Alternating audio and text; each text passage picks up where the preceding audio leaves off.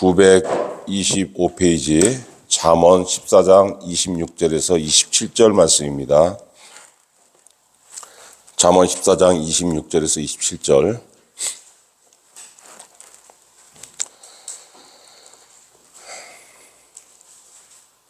같이 읽겠습니다. 여호와를 경외하는 자에게는 견고한 의뢰가 있나니 그 자녀들에게 피난처가 있으리라. 여호와를 경외하는 것은 생명의 셈이니 사망의 그물에서 벗어나게 하느니라. 아멘. 세상을 자기 중심으로 사는 사람들이 있고 하나님 중심으로 사는 사람들이 있습니다. 요즘은 여기에 하나 더 늘어가지고 엄마 중심으로 사는 사람들도 있어요. 20살이 넘어서 성인이 되었음에도 불구하고 20살뿐만이 아니고 나이 30대, 40대가 돼도 엄마 하면서 모든 것을 엄마에게 의지하는 아들, 딸들이 참 많은 세상입니다. 엄마도 마찬가지예요. 자녀들이 좀 컸으면은 모든 것을 알아서 하도록 아주 어려운 거 빼고는 그냥 이렇게 독립하도록 좀 이렇게 그 자립심을 심어줘야 되는데 결혼을 해도 그렇고 자녀 곁에 머물면서 모든 걸 엄마가 다 해주려고 합니다. 그래서 헬리콥터 맘이라는 그 주변 빙빙 돈다고 그런 말까지 생겼잖아요. 엄마 없이 아무것도 못하는 그 마마보이, 마마걸들이 요즘 시대에 많은 것을 볼 수 있습니다. 여러분, 기독교 신앙이라는 것은 하나님을 믿는 우리 종교죠. 그래서 여러분, 하나님을 믿는다는 것은 하나님을 중심으로 해가지고 내 삶을 하나님에게 맞춰가는 신앙이에요. 그래서 여러분, 오늘 말씀 보니까 뭐라고 있습니까? 여호와를 경외하는 자에게는 이렇게 되어 있습니다. 하나님 중심으로 산다는 게 뭐 여러 가지 말로 표현할 수 있는데 오늘 본문에서 뭐라고 표현하냐면은 여호와를 경외하는 것. 네 마음속에 하나님을 두고서 하나님의 말씀을 두고서 하나님께서 말씀하시는 대로 네 삶을 맞춰가는 것을 어떤 신앙이라고 하냐면 여호와를 경외하는 신앙, 여호와를 경외하는 자, 이렇게 얘기하는 겁니다. 여러분, 근데 경외가 뭡니까? 경외. 공경할 경자, 두려워할 외자, 존경하고 두려워하는 거예요. 하나님을 공경하고 하나님을 두려워하는 것. 그러니까 하나님을 경외한다는 것은 하나님을 두려워하고 하나님을 공경한다는 말입니다. 그럼에도 불구하고 우리 신앙인 중에서 뭐 안 믿는 사람 얘기할 거 없습니다. 신앙인 중에서 하나님 중심으로 사는 것이 아니고 자기 중심으로 사는 사람들이 있습니다.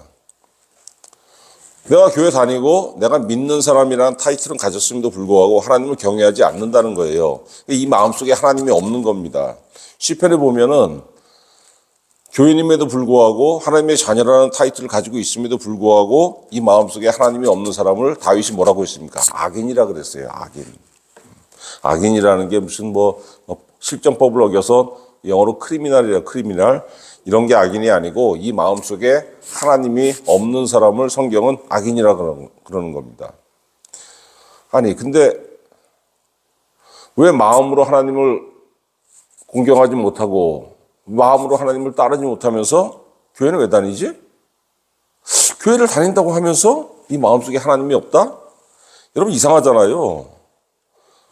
아니 그 교회 다니는 그 시간이 얼만데 도대체 왜 그럴까?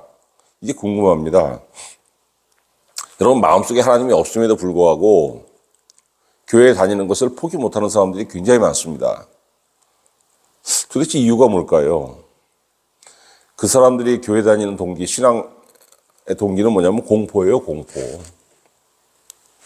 하나님이 있다는 거 압니다.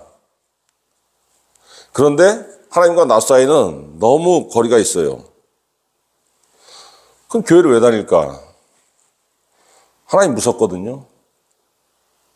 하나님 나를 다 보고 계시는 거 알아. 그럼 하나님 어떤 분이냐?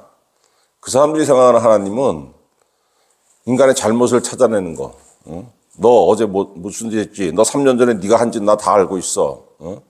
나는 어제 너 항상 요만한 몽둥이 들고서 너를 벌 주려는 준비가 돼 있어. 하나님이 이렇게 인식하는 겁니다. 그래서 여러분 어떻게 하면 벌 받지 않을까? 지옥 가면 큰일인데. 지옥 가지 않으려면 그래도 교회는 다녀야지. 이게 제일 큰 거예요. 그러니까 하나님을 신뢰하는 게 없는 겁니다. 이 마음속에. 그럴 수밖에 없잖아요. 여러분 부모 자녀 간에도 보면은 아버지가 너무 무서운 경우가 있어요. 그 아버지하고 대화가 됩니까? 대화가 안 되죠. 그냥 어떻게 하면은 아버지 눈에서 벗어날 수 있을까? 제일 쉬운 방법은 가출인데 그거는 뭐 인생이 망가지는 거니까 가출은 못 하겠고 집안에서 너무 아버지가 무서운 경우에는 그냥 어떻게든지 아버지 눈에 안 보이려고 그러잖아요. 똑같은 겁니다, 여러분. 그 무슨 뭐 아버지에 대한 신뢰가 어디 있습니까? 그런 집에서. 교인도 마찬가지예요. 신앙인도 하나님을 신뢰하지 못하면은 신앙은 포기 못하겠고 지옥 가는 건 두렵고 교회 안 다니면 지옥 갈 것 같고 그럼 무슨 하나님을 신뢰하는 게 있어요, 이 마음속에. 순종이 없죠. 신앙하는 척만 하는 겁니다. 지금만 그런 것이 아니고 옛날에도 그랬다는 거예요, 옛날에도. 2000년 전에도 그랬고 3000년 전에도 그랬고 이사야 29장 13절 보니까 주께서 이르시되 이 백성이 입으로는 나를 가까이하며 입술로는 나를 공경하나 그들의 마음은 내게서 멀리 떠났니라. 하나님이 이사야 선지자 통해서 그 시대에도 3000년 전에도 이렇게 말씀하셨다는 겁니다. 왜? 그들이 나를 경외함은 사람의 계명으로 가르침을 받았을 뿐이라. 하나님에게 배우지 못했다는 겁니다. 하나님을 만나는 그런 사건이 없었다는 거예요. 무슨 얘기입니까? 신앙생활을 하면서 은혜 받은 체험이 있어야 되는데 은혜 받은 체험이 없고 하나님은 이렇대, 하나님 저렇대. 여러분, 이걸 아셔야 돼요. 내 마음, 내 중심에 하나님이 없다. 하나님의 말씀이 자리 잡지 못했다. 내가 하나님 중심으로 살지 못했다. 이 뜻이죠. 그러면 오로지 내 뜻을 꼿꼿하게 세워가지고 내 의지대로 밀고 나갑니까? 그러지 못합니다, 여러분. 어떻게 사냐면 그런 사람들은 여기에 사람이 들어와 있어요. 누굴 유지해야지, 뭐 이렇게 힘들 때는 누구한테 전화하고 이쪽으로 힘들 때는 저 사람을 의지하면 되고 하나님이 계셔야 될 자리에 하나님이 말씀이 있어야 될 자리에 사람이 들어와 있다는 거예요. 하나님이 들어와 있으면 물론 100% 그렇게 못하지만은 가끔 하나님 의식합니다. 이거 너무 지나치게 이렇게 하면은 주님 싫어하시겠지? 하나님 중심으로 어느 정도 살면은 여러분 가끔 그런 생각을 하는 겁니다. 그래서 그게 뭐가 됩니까? 신앙의 삶에 뭐가 돼요? 경계가 되는 거예요, 경계. 너무 그래도 여기를 벗어나지 말자. 이 정도까지만 하자. 그런데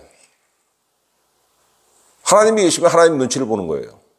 사람이 있으면 누구 눈치 봅니까? 사람 눈치 봐요. 사람을 두려워합니다. 하나님을 두려워하는 것이 아니고. 이거 여러분 예수님 뭐라고 하셨습니까? 제가 몇 주 동안 계속 얘기하는데 이게 바로 외식하는 신앙이에요. 외식하는 신앙. 외식의 본질이 뭐냐면 이 안에 하나님이 없기 때문에 그렇습니다. 여러분 주님이 내 안에 들어와 계시는데 사람이 주님 때문에 실족하고 주님 때문에 넘어지는 거 보였어요? 그런 거 없죠. 실족하고 넘어질 사람이 내 안에 주님이 들어와 계심으로 인해 가지고 오히려 살죠. 넘어지지 않고 살게 되고 죽어야 될 사람이 살아나게 되고. 그런데 하나님 계셔야 될 자리에 하나님이 안 계시고 사람이 있으면 어떻게 됩니까? 사람 때문에 넘어지게 되는 겁니다. 잠언 29장 25절 사람을 두려워하면 올무에 걸리게 되거니와. 사람을 왜 두려워하고 왜 의식합니까? 안전하기 위해서, 살기 위해서. 그런데 오히려 사람을 의식하고 사람을 유지하고 사람을 여기 하나님 자리에 뒀더니 그 사람은 올무에 걸리게 된다는 거예요. 넘어진다는 겁니다, 여러분. 그러나 여호와를 의지하는 자는 안전하리라. 왜 그런 줄 아세요? 정말 피곤한 게 뭔지 압니까? 사람의 비에 맞추는 거예요. 직장생활 오래 한 남자들이 정말 좋아하는 프로그램이 뭔지 아십니까? 나는 자연인이다. 나는 자연인이다를 좋아하는 이유가 뭐냐면은 그 속세를 떠나가지고 그 정말 수도하는 삶이잖아요, 그게. 그걸 남자들이 보면서 희열을 느끼는 이유가 뭐냐면은 그 위안이 되는 겁니다. 이 사회생활이라는 게 사람한테 치이는 거거든요. 말로 치이고 그냥 사람한테 그냥 상사한테 그냥 요거도 먹고 눈치 보고 그 안에 상처가 있는 거예요. 근데 자연인들 삶을 보니까 나하고 똑같은 상처가 있는데 저 사람 산에 가서 막 치유를 받거든. 무슨 말이에요, 여러분? 하나님 의지하지 않고 사람 의지하는 거. 안전을 위해서 그러는 건데 그게 정말 나를 죽이는 거라는 거예요. 인생 정말 피곤해지는 겁니다. 성숙한 신앙인은 어떤 사람입니까? 마음으로부터 하나님을 따르는 사람들. 마음에 하나님 계시니까. 여러분, 하나님을 경외한다는 거 존경과 두려움이라 그랬잖아요. 이 두려움은 무서움이 아닙니다. 공포가 아니에요. BTS 찐 팬들이 BTS 멤버 앞에 딱 서보세요. 이거 함부로 못합니다. 왜? 너무너무 좋아하는 연예인을 만났으니까. 막 어떤 사람 경우에 막 얼어붙죠, 막. 하나님을 두려워한다는 것이 그런 거예요. 하나님 내 중심에 있는데 내 중심에 있는 그 존재를 어떻게 무서워해요? 내가 중심에 하나님 모셨는데 이 하나님이 나한테 친근하게 다가와. 얼마나 좋습니까? 그럼에도 알아. 함부로 하면 안 된다는 거. 그런 거예요.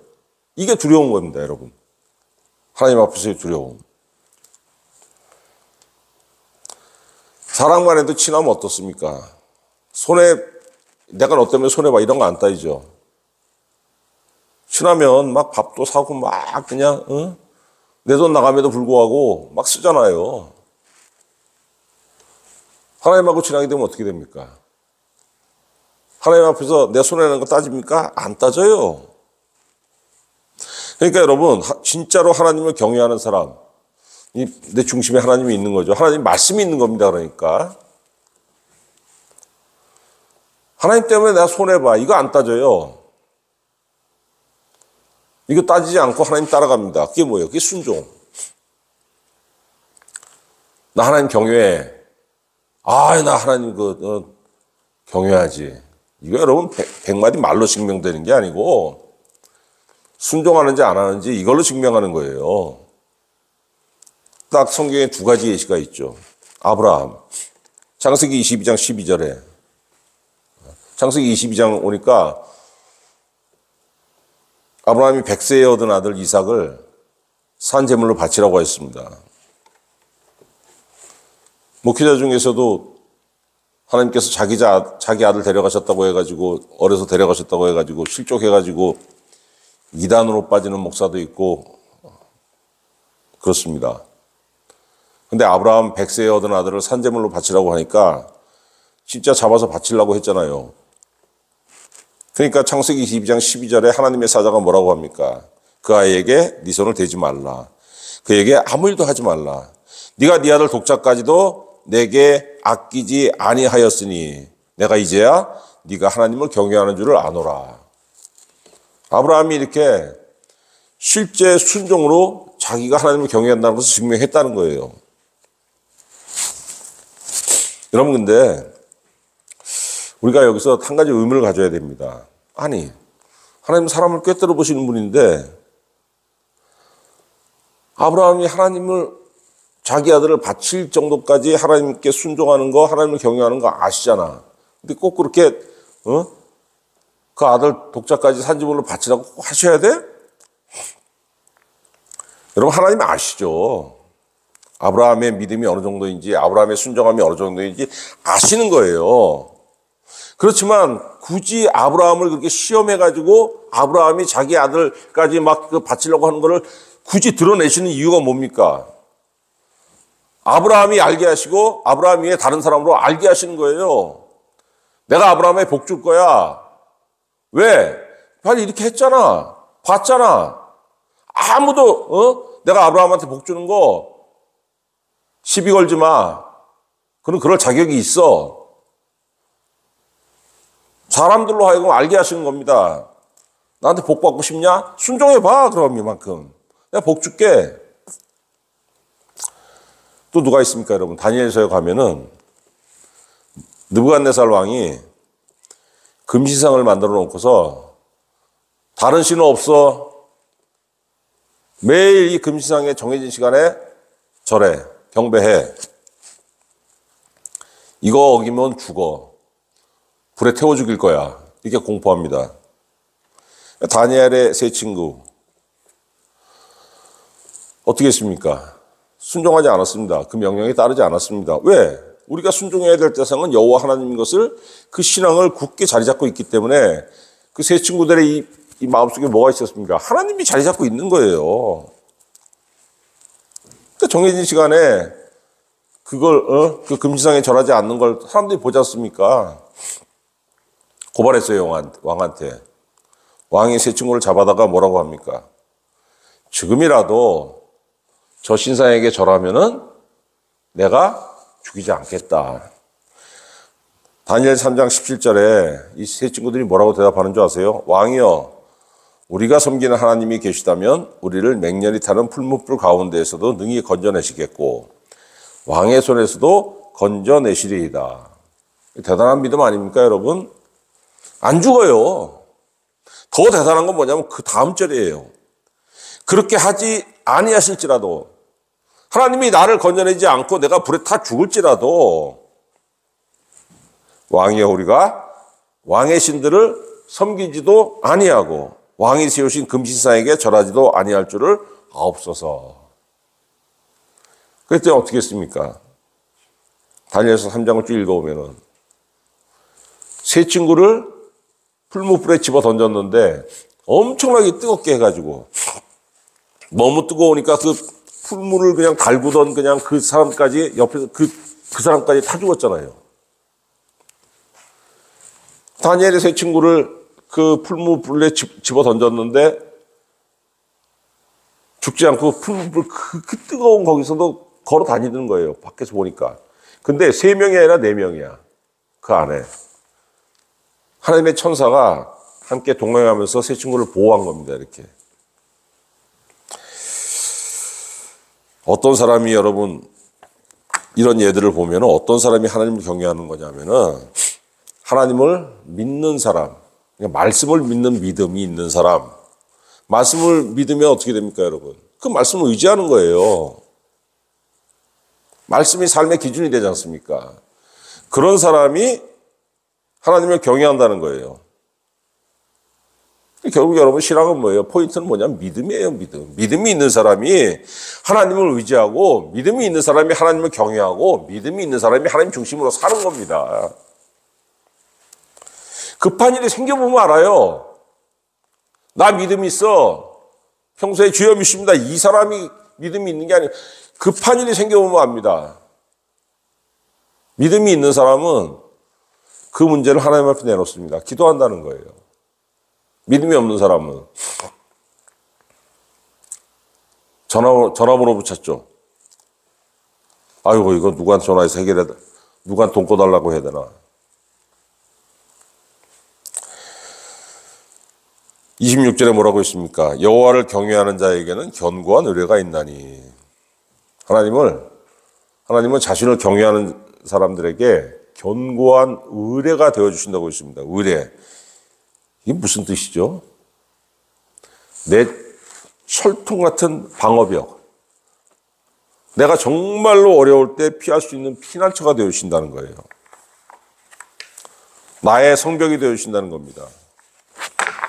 그렇기 때문에 여러분, 하나님을 경외하는 것, 그러니까 하나님을 의지하는 믿음이죠. 이 믿음은 성도의 삶의 근거가 되는 거예요. 무슨 일이 생겼을 때 이 어려움 속에서 그냥 믿음이 없는 사람들은 거기서 벗어나려고 별짓 다 하지 않습니까? 근데 성도는 그러지 않습니다. 왜? 하나님이 나를 지키실 줄 알아. 내가 하나님을 믿기 때문에, 내가 하나님을 경외하기 때문에 하나님께서 나의 견고한 의뢰가 되실 줄 내가 알아요. 그것이 내 삶의 근거예요. 그러기 때문에 내가 평안을 누릴 수가 있는 겁니다, 여러분. 근데 이 믿음이 없으면 어떻게 됩니까? 의지할 곳이 없잖아요. 근데 사람은 뭔가 근거가 있어야 돼요. 내가 평안을 누릴 수 있는 근거가 있어야 되는 겁니다. 뭐예요? 하나님이 내 평안의 근거가 아니면은, 하나님이 내 삶의 근거가 아니면은 돈이 들어오고 돈이. 이 안에 돈이. 사람을 의지한다는 건 여러분 뭐냐면 결국 돈을 의지한다는 거, 돈을 의지한다는 거.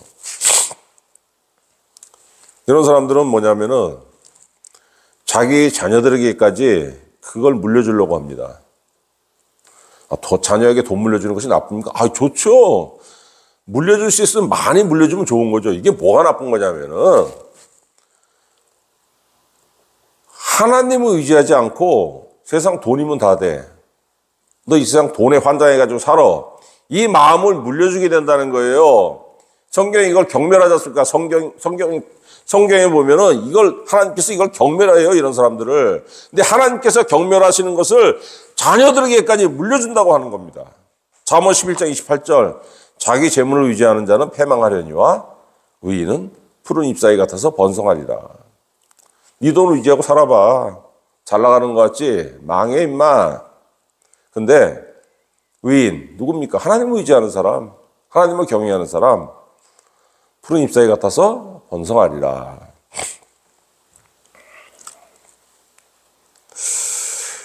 여러분, 사람들이 착각하는 게 있습니다. 신앙 따로 삶 따로. 삶의 모습은 신앙의 모양대로 나타나요. 하나님이 없는 사람은 하나님이 없다는 것이 그 삶에 나타나고, 하나님이 함께하는 사람은 하나님께서 함께 하시는 그만큼 그것이 삶의 모습으로 나타납니다. 근데 교회 출석에도 믿음이 없으면은 이게 와닿지가 않죠. 에이, 뭔 소리야. 하나님이고 나는 나지. 신앙과 삶은 분리된 것이고 서로 아무 관계가 없어요. 그러니까 어떻게 생각합니까, 이 사람들? 아이고, 맨날 믿습니다 하고 무슨 무릎 꿇고 기도하면 하늘에서 돈이 떨어지냐, 밥이 떨어지냐, 쌀이 떨어지냐. 아니, 그렇게 살면 무슨 맨날 교회 가서 기도하면 무슨 언제 네 삶이 그 기반을 잡고. 이런 사람들이 보기에 하나님 중심의 삶은 어리석은 거예요. 그래서 여러분, 교인임에도 불구하고 하나님과 상관없이 내가 그냥 뼈 빠지게 일하고 내가 그냥 머리 굴리고 내가 궁리해가지고 내가 내 기반을 마련하려고 하는 겁니다.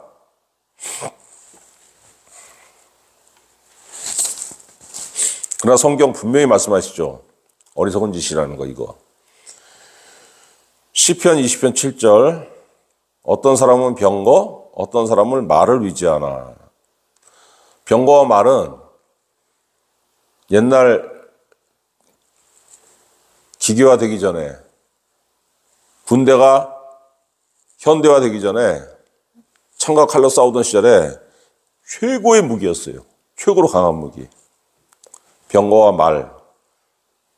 그러니까 나를 지키고 내 힘을 굳건하게 세우기 위해서 군대를 막 키우는 거예요. 그걸 위지하고. 우리는 여호와 우리 하나님의 이름을 자랑하리로다. 나의 강함의 비결은 거기에 있지 않고 나의 강함의 비결은 내 힘의 근원은 여호와라고 고백하는 거예요. 그랬더니 여러분 시편 20편 8절에서 뭐라고 말씀하고 계시는 줄 압니까? 그들은 비틀거리며 엎드러지고 누구? 병거와 말을 위지했던 사람들은 비틀거리며 엎드러지고 그러지 않습니까? 여러분 전쟁 좋아하는 나라들 강한 나라들이 전쟁 좋아하잖아요. 항상 이깁니까? 항상 이길 것 같지만 어느 순간에 패하지 않습니까? 우리는 일어나 바로 서도다. 누구? 여호와의 이름을 자랑하는 사람들. 자기가 삶의 중심인 사람은 넘어질 수밖에 없는 것이고 하나님을 중심으로 사니까 안 될 것 같지만 어느 순간에 바로 서더라는 겁니다.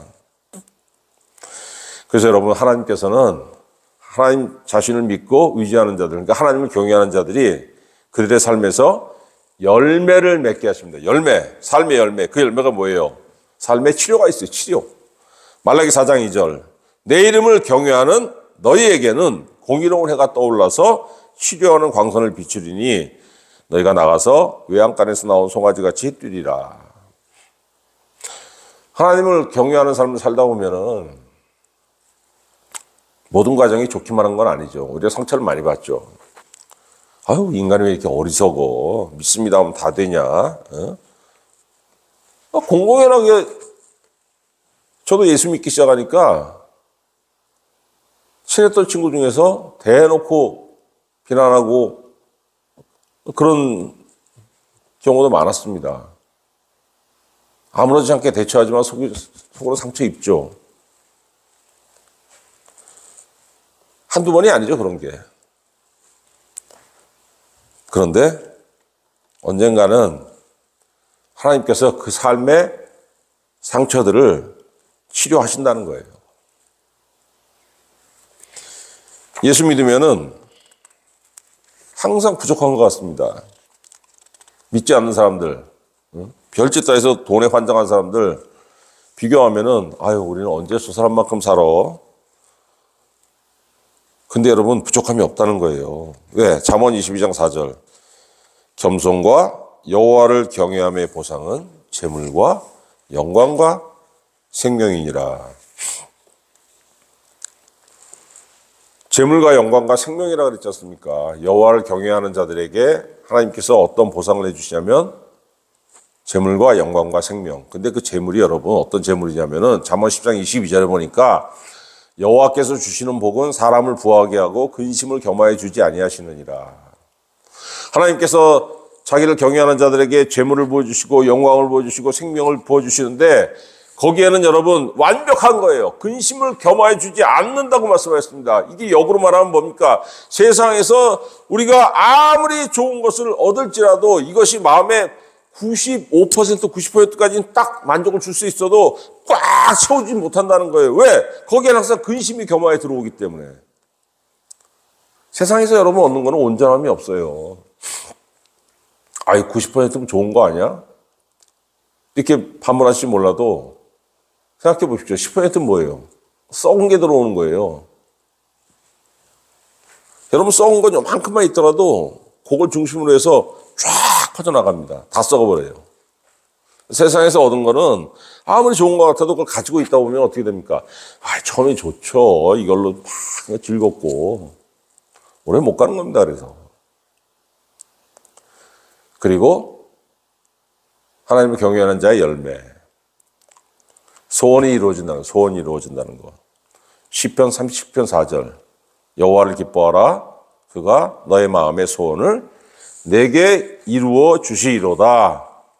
네가 이루는 것이 아니고 하나님께서 너에게 이루어 주신다는 겁니다. 너는 주님 따라가기만 하면 돼. 하나님을 네 소원 이루는데 이용해 먹으려고 하지 말고 그냥 따라가. 하나님께서 자기가 원하는 방식대로 이루어 주신대. 그리고 또 여러분 뭐가 있어요? 26절에 그 자녀들에게 피난처가 있으리로다. 돈을 물려줘도 돈은 자녀를 보호하지 못합니다. 왜? 돈의 본질이 뭐예요? 텅 빈 공허와 허무함의 돈의 본질이 잠언 23장 5절 네가 어찌 허무한 것에 주목하겠느냐? 정령의 재물은 스스로 날개를 내어 하늘을 나는 독수리처럼 날아가리라. 꽉 쥐어봐.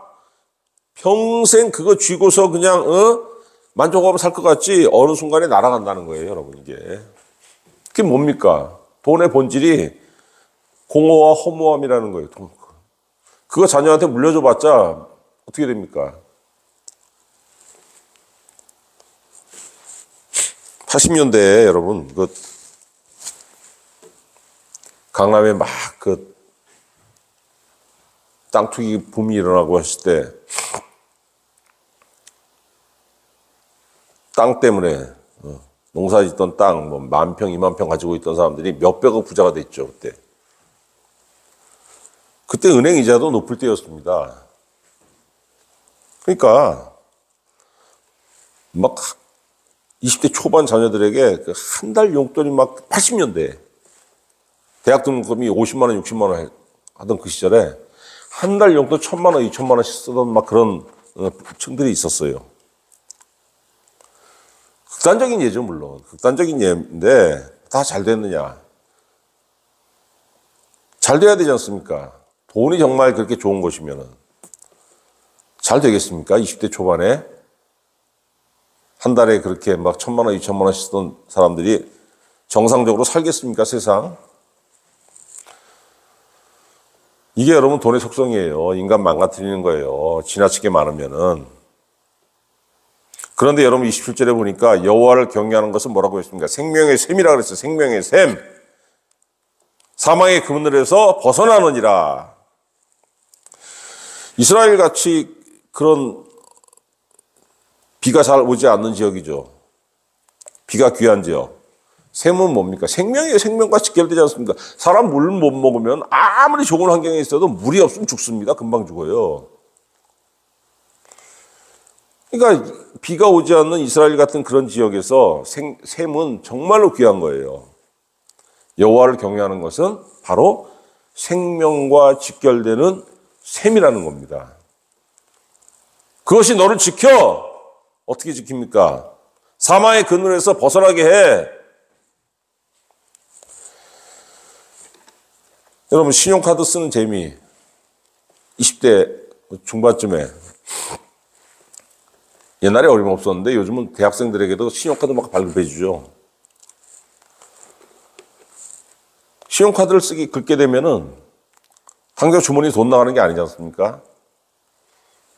그 쓰는 재미에 빠져가지고 20대에 그냥 막 카드를 1,000만 원, 2,000만 원, 3,000만 원 긁고 빚더미에 앉아가지고 해결 못 해가지고 사채 끌어다가 그거 막 메꾸고 그러면 그건 사채는 더 어렵죠. 나중에 뭐라고 합니까? 여자들은 몸 팔라 그러고 남자들한테는 장기 뛰어가지고 팔라 그러고 인생 끝장나는 거예요. 그것만 그렇습니까? 요즘 뭐 보면은 마약이 그냥 뭐 흔해 빠졌다 그랬잖아요. 그런 극단적인 거 말고도 여러분 젊은 사람들을 그 죽음으로 그 인생 인생이 파탄나게끔 그 이끄는 유혹들이 얼마나 많습니까? 이 시대에. 이런 공경에 빠지면 헤어나올 수가 없는 거예요. 근데 분명히 말씀하시는 게 뭡니까? 여호와를 경외하는 것은 생명의 샘이니 사막의 그물에서 벗어나게 하느니라. 죽지 않아. 그런 덫에 걸리지 않아. 왜? 하나님 중심으로 사니까. 하나님께서 네 삶을 인도하시니까. 역으로 말하면 뭡니까? 하나님을 의지하지 않는 삶, 하나님을 경외하지 않는 삶은 죽음의 덫이 그냥 널린 곳에서 그냥 살아가는 거예요. 언제 내 발이 그냥 그 함정에 빠질지 몰라. 그런 곳에 그냥 걸어가는 겁니다. 그게. 여러분 우리 시약성도는 우리 예수님을 믿고 구원받은 사람들이죠. 우리 삶은 어떤 삶입니까? 예수님이 우리의 견고한 의뢰, 피난처, 성벽이 되어주시는 삶이에요. 왜 그렇습니까? 예수님이 우리와 함께 하신다는 약속이 있지 않습니까? 마태복음 28장 20절 볼지어다 내가 세상 끝날까지 너희와 항상 함께 있으리라. 왜? 내가 주님을 믿고 구원 받았기 때문에 주님께서 세상 끝날까지 나와 함께 하신다는 거예요. 내가 육체가 살든 내가 육체가 죽든지 간에 주님이 항상 나와 함께 하신다는 겁니다. 그렇기 때문에 여러분 주님이 내 안에 들어오시려고 계시록 보면 그렇잖아요. 내 음성을 듣고 문을 열면은 내가 그에게로 들어가 나는 그와 더불어 먹고 그는 나와 더불어 먹으리라. 주님이 내 안에 계신다는 거, 주님의 말씀이 내 안에 계시는 거죠. 어떤 열매를 맺습니까? 요한복음 15장 7절 너희가 내 안에 거하고 내 말이 너희 안에 거하면 무엇인지 원하는 대로 구하라 그리하면 이루리라. 얼마나 복된 말씀이에요, 여러분. 여러분 말씀의 열매를 맺는다는 것이 그냥 평범하게 듣고 뭐 그러겠지 이렇게 생각하시는 분들이 많은데 신앙 초보들 그냥 신앙에 들어와서 아무것도 모르는 이런 수준이 아니고 막 기도하면 막 그냥 하나님께서 응답하시는구나 이런 것을 딱 깨달은 이런 정도 수준이면은 여러분 그 원하는 게 뭔지 아세요? 하나님 응답하시는데 어떤 응답이냐면 그 응답이 내가 원하는 대로 하나님 나는 요거 요렇게 되고 이쪽은 요렇게 되는 거 원하거든요. 내가 막 기도할 테니까 요거 요렇게 해주시고 저거 저렇게 해주셔야 돼요. 그런데 너희가 내 안에 구하고 내 말이 너희 안에 거하면 무엇인지 원하는 대로 구하라. 그리하면 이루리라. 여러분 이건 네가 원하는 모습으로 내가 이루어줄게 예수님 이 말씀하신 게 아니에요. 내 말이 너희 안에 거하니까 그러니까 내가 주님의 말씀이 이 성경 말씀이 내 안에 들어와 있다는 건 뭐냐면 내가 기도할 때 뭘 원하는 겁니까? 주님 이렇게 말씀하셨으니까 이 말씀대로 내 삶에 이루어지길 바라나이다. 이 기도를 하는 거예요. 말씀의 모습대로 말씀이 원하는 대로 내 삶에서 이루어지길 원하나이다. 이것이 내 삶의 열매이길 원하나이다. 이건 여러분 신앙의 수준이 올라간 거예요. 굉장히 상당히 높은 겁니다. 예수님이 내 삶의 중심이 딱 되시니까 이런 기도를 할 수 있는 거예요. 얼마나 복된 삶입니까 이게. 예수 그리스도를 믿는 자만이 우리를 구원하신 하나님에게 갈 수 있고 하나님을 경외할 수 있는 거예요. 여러분. 예수님 이외에는 하나님을 알 수도 없고 하나님께 갈 수도 없고 하나님을 경외할 수도 없고 하나님을 믿을 수도 없는 겁니다. 요한복음 14장 6절 예수께서 이르시되 내가 길이요 진리요 생명이니 나로 말미암지 않고는 아버지께로 올 자가 없느니라. 그래서 여러분 주님 중심으로 살게 되면은 예수님 중심으로 살게 되면은 예수님이 여러분과 저의 견고한 의뢰 피난처가 되시고 성벽이 되어 주시고 그래서 구체적으로 두 가지 열매를 맺겠습니다. 구체적으로 말씀의 열매를 맺게 하신다는 거는 뭐 말씀이 한두 개입니까? 상당히 좀 이렇게 너무 광범위한데 구체적으로 확 줄여봅시다. 일단 영적인 열매가 있고 육체의 열매, 그러니까 삶의 열매죠. 영적인 열매. 평안. 요한복음 14장 27절. 많이 들어본 말씀입니다. 평안을 너희에게 끼치노니 곧 나의 평안을 너희에게 주노라. 내가 너희에게 주는 것은 세상이 주는 것 같지 아니하니라. 너희는 마음에 근심하지도 말고 두려워하지도 말라. 예수님 믿으면은 이 마음속에 평안을 느끼는데 예수님 분명히 뭐라고 하셨냐면은 너희는 마음에 근심하지도 말고 두려워하지도 말라. 이 세상에서 무엇을 얻든지 간에 거기서 평안을 얻으려고 하지 마세요. 세상의 모든 것으로는 편안함은 있을 수 있어요. 즐거움은 있을 수 있고, 여기서 화끈 달아오르는 짜릿함도 있을 수 있습니다. 세상에서 얻는 거는. 근데 진정한 평안이 없다는 거예요. 왜? 근심과 두려움이 항상 같이 오니까. 근데 주님께서 주시는 평안은 어디서 오는 평안입니까? 하늘에서 내려오는 거예요. 어디로 들어옵니까? 하늘에서 오는 거. 내 심령으로 들어오지 않습니까? 그러니까 요동하지 않아요, 삶이. 에이, 뭐 평안 별거야. 아, 돈이 좋지. 여러분, 돈이 많고 뭐가 많고 다 많을지라도 평안이 없어 보세요. 어떤 줄 아십니까? 귀가 항상 열려 있어. 당나의 귀라는 겁니다. 솔깃. 왜? 평안이 없으니까 누가 뭐라 그래? 그래? 왜? 아니, 너 정도 되면 가만히 있어도 되잖아. 마음이 불안하니까 가만히 있지 못하는 거예요. 어이구, 그래? 왔다리 갔다리. 그러나 여러분, 주님을 의지하니까 하늘의 평안이 되게 확 내려와가지고, 내 마음을 꽉 붙잡아 주시니까 요동하지 않는 거예요. 실생활에서 필요한 게 얼마나 많습니까? 하나님께서 채워주시는데, 우리는 그 채워주시는 걸 그냥, 하나님 그냥 그 방탕한 거 싫어하시니까 그냥 다 먹고 살기만 할 정도로 그냥 아주 그냥 쫀쫀하게 채워주실 거예요. 안 그렇습니다, 여러분. 빌립보서 4장 19절. 나의 하나님이 그리스도 예수 안에서 영광 가운데 그 풍성한 대로 너희 모든 쓸 것을 채우시리라. 하나님께서 채워주시기 시작하면은 풍성한 대로 채워주시, 풍성한 대로.